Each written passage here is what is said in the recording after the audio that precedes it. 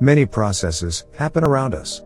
We like to think about whether these processes can be reversed easily, without any external intervention. For example, imagine you are pulling water from a well, using a pulley. You will do some work to lift the bucket up the well.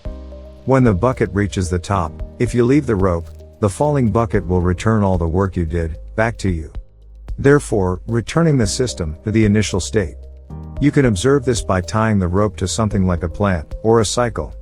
The plant gets uprooted by the rope pulling on it, or the cycle begins to move.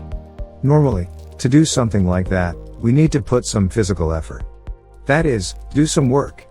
In this case, the falling bucket did the work for you, by returning the work you did to pull it up. This is an example of a reversible process. In formal definition we say, when the system and surroundings can be restored to their initial state by reversing the process, it is a reversible process. The same idea can be applied for gases and liquids when dealing with their pressure, temperature, and other thermodynamic measurements.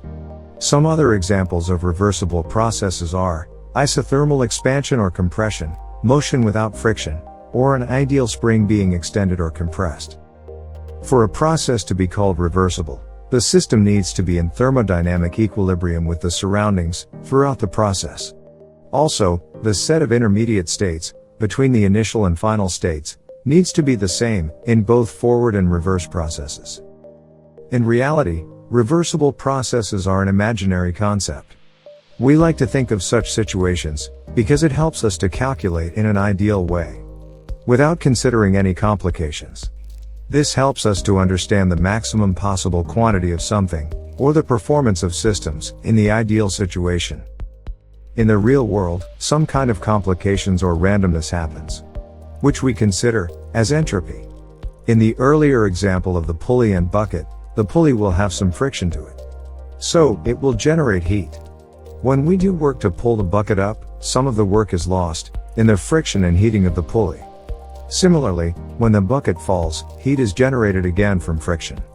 This heat cannot be recovered without doing some external work. So we cannot really get back the same work we did in pulling the bucket up. Hence, the initial state cannot be reached again. This is why we call it an irreversible process. In formal definition we say, when the system and surroundings cannot be restored to their initial state by reversing the process, it is called an irreversible process. In such processes, some amount of heat is usually generated or lost irreversibly. This is generally considered as an increase in entropy, which is a measure of the chaos or randomness of the system. Some examples of irreversible processes are motion with friction in surfaces, compression or expansion of a spring which has some vibration and heating, direct transfer of heat from hot to cold object, and spontaneous expansion. Any process that takes place spontaneously, without doing work, is considered to be irreversible. To calculate how much work is being done, we can imagine the case of a gas inside a piston cylinder arrangement. When we move the piston, we are doing some work in order to compress the gas. This is because the gas is trying to remain in the same position, but we are putting some external effort in order to decrease its volume by moving the piston inside. We know that work done is equal to force into displacement. Here, the force we are trying to overcome is the pressure of the gas molecules, P, which are pushing against the piston head of area A to prevent it from compressing. We are trying to move the gas through a small distance dl by doing a small work dw. But, since A into dl is the same as the volume of gas which has been compressed, dv, the work done, dw, is equal to pdv.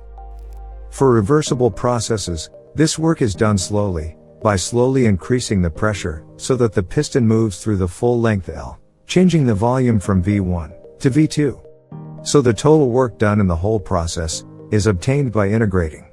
Hence, work done in a reversible process is equal to integral of pdv from V1 to V2. For irreversible processes, this work is done spontaneously, by suddenly increasing the pressure to P external.